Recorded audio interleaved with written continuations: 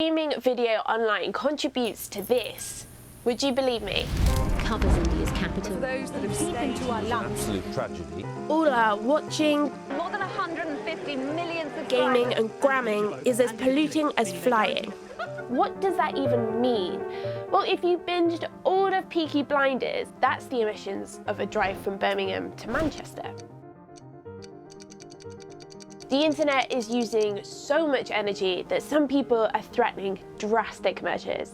Rather unpleasant things like rationing video or not having video at all on your phone. Ow! By the time Stormy is a teenager, the internet may be using a fifth of the world's electricity. That's the same as the whole of America.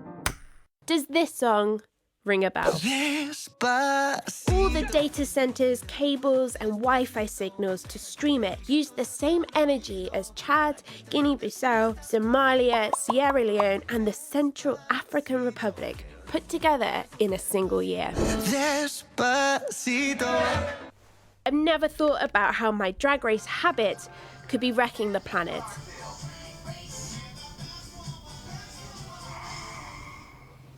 Oh hi, it's Crystal here from RuPaul's Drag Race UK. I thought I'd come along and explain how the hell watching me could be contributing to climate change.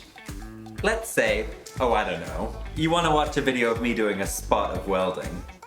Your search shoots out of your phone, traveling through a bunch of different networks, possibly involving a trip under the ocean, to a building called a data center, where the video is stored. Then, the video starts traveling back. It's exploded into thousands of pieces, each of which travels down a different route. When they get to your phone, they put themselves into the right order, and the video starts playing.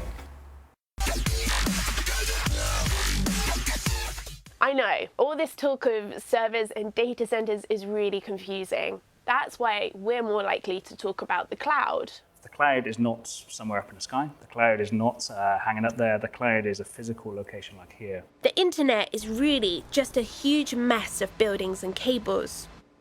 It's so complicated, it became easier to just call all this the cloud. Loads of the world's internet comes through Loudoun County, just outside Washington, D.C., which has the highest concentration of data centers in the world.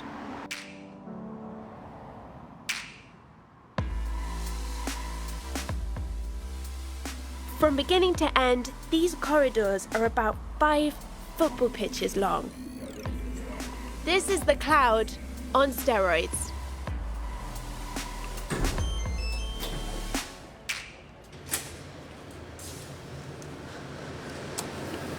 Oh, wow.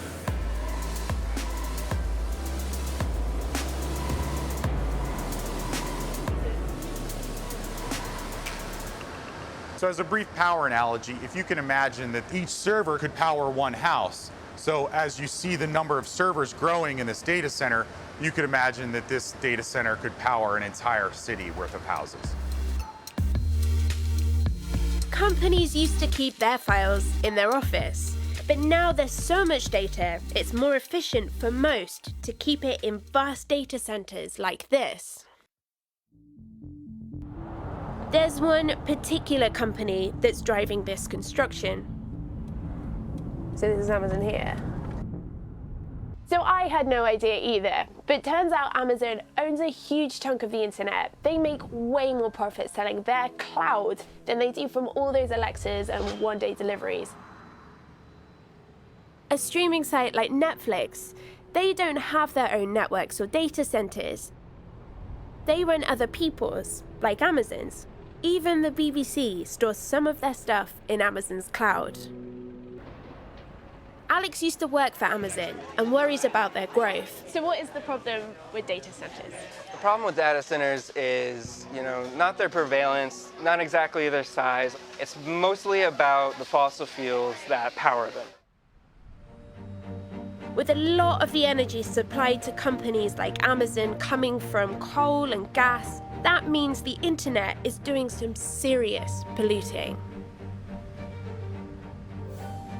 This is one of Dominion's coal-powered stations.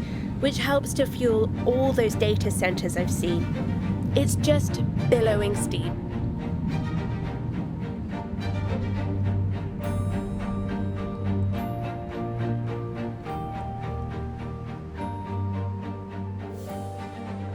I'm almost speechless. Like, the next time I'm going to be thinking about when I'm like browsing through Netflix or needing to go onto Amazon Prime to stream, I'm just going to think of this like eerily beautiful like source of power that's just billowing these constant streams, which is potentially even fueling you watching me now.